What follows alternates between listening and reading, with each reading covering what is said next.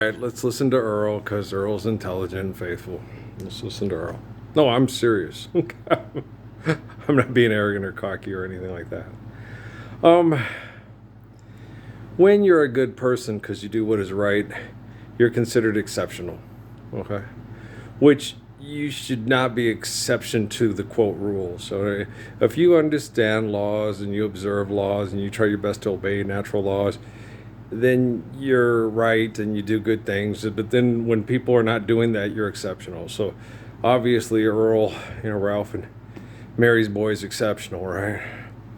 Yeah, who's the guy who stood up for, Sierra Vista. And I knew what I was doing when I'm, like I told everybody, I know what I'm doing when I don't know what I'm doing.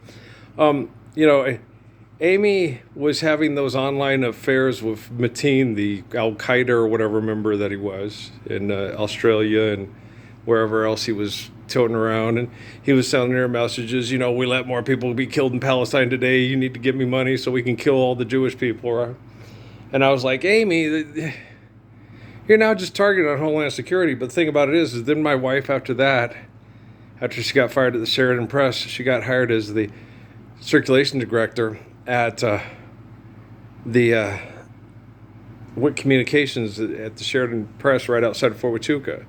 And she was having online affairs, through, chatting affairs and stuff, like pen paling, like with that, whatever, the Ramona the Pest, the Gypsy Grace, whatever girl on Gypsy Grace girl on TV, right? And, and she's fine. Nothing ever happened. Stuff. They weren't going after her. They were going after me. They were seeing what I would do in the situations, how I would react. So then when they came, you're the 13th, 22nd Redeemer, you're the Spirit of John from the Mormon, and you're the guy, the Lord from the Book of Revelation. Yeah, I've always known. Okay. So when I went online, I made videos and made them from Mahmoud Ahmadinejad and Osama bin Laden and said, if you're really like on that imposter movie with Gary Sinise, and they're feeding us bullshit, and you're a Muslim trying to be a Muslim, and they're making you look bad, get in touch with me. Let me know. I'm just outside of Fort Huachuca, and I am the guy. Okay. So then they could come in the house, spy on me, manipulate me, all these bad things happening that they're manipulating with my wife and stuff because she's trying to be like Jamie Lee Curtis from True Lies. And the whole person they're interested in the whole time is me. They're doing everything. The stuff they did with Natalie was to get to me. The stuff they did with Patrick and Stephanie was to get to me. Well, let's see him go off. He's supposed to be able to kill everybody like a hot knife through butter. Let's see if he'll do it. Let's push him. The courts, I remembered saying that when I was a kid. I said, I'm glad I didn't date someone like Janet Jackson because her family was dysfunctional as my first ex-wife, but she had lots of money, and it didn't matter.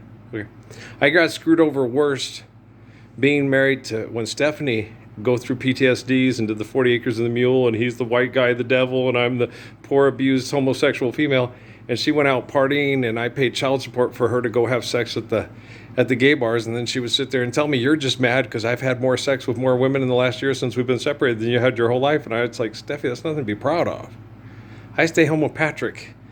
You go to the bars and have sex with women that you have to call me over to throw out of your house because if you call the cops, they won't allow you access to your son and we won't pay your bills. And I didn't know at the time until I went to Sierra Vista with my wife, Amy. Holy shit. George Soros, Pope Francis, Jimmy Carter, Ronald Reagan, everybody knows my life. Everybody knows my business. And they're just waiting for me to snap, and he never snaps. He always does the right thing. People get mad. It's like, damn, it's like he can't. Even when he's in a bad situation, it's very difficult. He still ends up doing the right thing. Even when they're trying to sexually manipulate a beautiful young woman who's his stepdaughter, who wants to try to protect him because he's gorgeous, and he's flattered by it, but he can't do anything about it because it's a manipulation, and she's a young girl, and he doesn't want to take advantage of the situation because he doesn't want to have to be drinking buddies at the golf club with Bill Clinton, right? Nobody in their right minds wants to hang out with that asshole. He's a pervert and he's an asshole. No one wants to hang out with Donald Trump. No one wants to hang out with Joe Biden and his kids. No one wants to hang out with Joe. Okay, guys, I'm celebrated because I have to make sure we live the Lord's Prayer. Okay, I can't be having a comfortable sexual relationship with a really attractive woman while people are being mass murdered because haven't done my job yet. We're not living the Lord's Prayer, right? So, all that thing, if you're alone, celibate, that's all bullshit. They put it on a show for... I know. I do not take vows of celibacy to put on a show for heathens and hypocrites. Okay? I try my best to be fruitful and multiply, have a faithful, loving relationship with a woman, and raise faithful kids. Okay? But the Supreme Court is a sick bunch of fucks wearing a dress, pretending I'm just a bill. Yes, he signed your bill. Now you're a law. Does gravity and God know that? And God doesn't know because God's omnipotent. But does gravity know that you're a law? Gravity, did you hear that? Mr. Breyer and Mrs. Sotomayor and Mr. Scalia and Thomas they're trumping you. Are they biting you? Obamaing you. They're Obamacaring you. It's bullshit, right? You can't make a law. You have to understand laws, observe and understand laws, and then obey laws. Okay, that's what laws are, assholes. Otherwise, when you make rules, you say, hey, if you don't obey laws, you try to make nuclear weapons and destroy what's necessary for us to have proper gravity and photosynthesis, we got to lock you up or kill you. Okay, Goliath, I'm feeling awfully King David today, right? Fucking assholes. I'm surrounded by the worst assholes in the history of the world. And Suzuki keeps reminding me of that. I was like, yeah, I get how bad they are. He goes, no, Earl. I was talking to Dad about it today. He goes, remember that part you read in Mal's book about, that your words aren't even worth shit because shit you can fertilize crops with, and your words aren't even good enough to do that? And he's like, what makes you so sure Mao Zedong said that? Maybe he just heard Sun Yat-sen say it and he wrote it down. Okay? You'll find that most shitty and crappy people don't have hardly anything to offer the world because everything has to revolve around their selfishness, arrogance, and pretentiousness. Okay? And anytime they have something worth saying, it's because they quoted someone else. Televangelist preachers. The only reason they sound like they're a decent person is because they're quoting what people perceive Jesus had said. It's because they're pretending to be like Jesus. The only reason, celebrities and politicians are good people is because they use that kind of manipulation of the hypocrite to manipulate the heathens. Okay? And then there's Earl. I ain't know.